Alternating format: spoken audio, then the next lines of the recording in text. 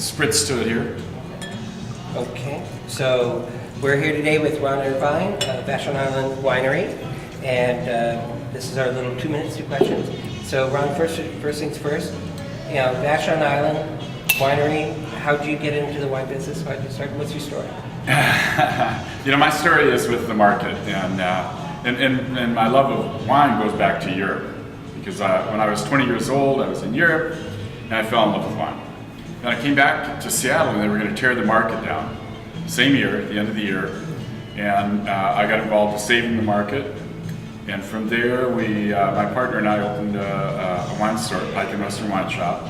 That was 1975, and I did that for 15 years. Sold my portion to Michael. My partner was kind of out of it by then. He got paid his portion, and I'd already moved to Vashon. And I started working for the former owners of Vashon Island Winery, Vashon Winery, while I was working on my book, The Wine Project. So it was absolutely perfect, where I could interact with people, interact with wine, make wine, sit on the forklift and just move pallets of wine around or boxes. And that's how I wrote the book, sitting mostly on the forklift and coming up with ideas and then researching. And it took 6 years of travel over to Eastern Washington. I worked with Dr. Walter Clore, who was a co-author in the Wine Project. And then, about 8 years later, I had a chance to buy the winery, and I bought it and moved it to a new location on the island.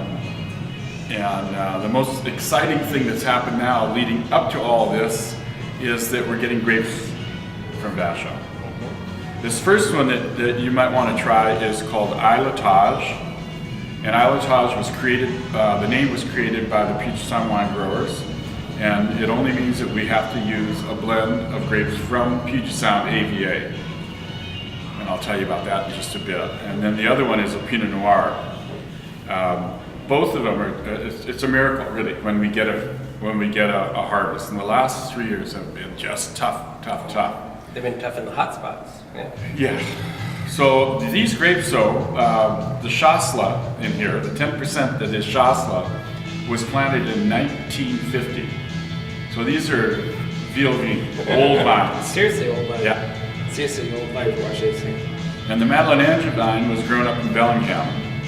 And when I tasted the combination together, the aromas of gooseberry and a little bit of chalk reminded me of champagne. So then I decided to carbonate it and figure out how to carbonate it and keep it below the threshold of a champagne or sparkling wine to avoid the tax and to avoid all the paperwork. So it's got just a little bit of a spritz to it. Yeah. Just enough sparkle. Really nice. Yeah. And then that tartness, just tart, but yeah, it's refreshing, right? This is perfect spring wine. Perfect what? Spring wine. Spring wine. Yeah. Clams, mussels. Yeah, awesome. And the Pinot Noir is all from the island, right? It is.